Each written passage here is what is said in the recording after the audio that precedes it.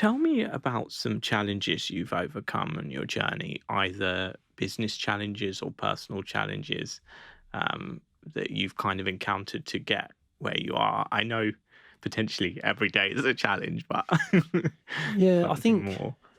I think in the early days, it was probably just taking on too much and not understanding how much time and effort and work was going to be involved in owning and running a business. Like I say, I had a young family at the time. It was a new business. I'd never been in business before. And just all those small things. So I work for a large organisation. I work for a bank.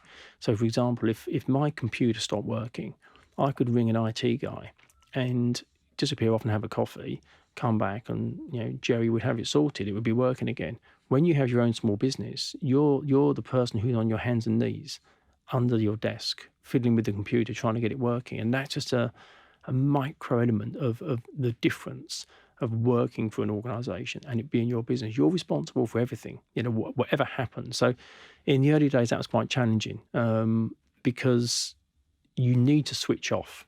None of us are any good. Whilst we think we've got this endless energy, actually we don't, and our performance dips and we neglect the people around us and everything else. So I think in the early days, I'd certainly have changed how I went about it. And whilst I felt that I was invincible, I probably should have slowed down a bit more and balanced my time, because I think I'd have probably got better results if I'd have done that.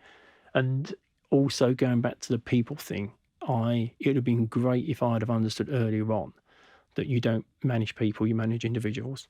I think that is kind of something I've learned over time, but I'd encourage people who are early days into business to really talk to their team and really understand what's important to them. Because I think if you can really hone in on what's important to each of the people in your team, you can really make a massive difference in their performance, make their environment more enjoyable. And particularly at the moment with recruitment issues, the more enjoyable you can make the team who work with you, their environment to stay with you, the less likely they are to leave. And somebody leaving a business is always disruptive. It disrupts, the team left behind. You have to bring in a new team member. You have to train them. It's hard work. So yeah, I think it's probably around being more aware that we're only good if we're in good shape, and also making sure that the people you work with are treated as individuals. But I mean, thankfully, I didn't have any major disasters. I think that was probably more luck than judgment,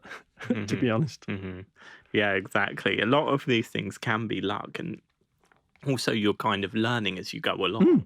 Do you know what I Which is mean? part of the fun. It Yeah, is. yeah. I think if you do anything where you know how to do it end to end and it's not challenging. Yeah, I think about yourself, perhaps with dentistry. I'm sure you've had some cases that look like cases you've done before, and whilst you still get outstanding results, it's perhaps not clinically challenging. Whereas if you have something that stretches you, that's probably a more enjoyable case to work on, just because we like to be stretched as humans, don't we? Yeah, yeah. I agree with that. I like to do the most challenging cases, Yeah. definitely.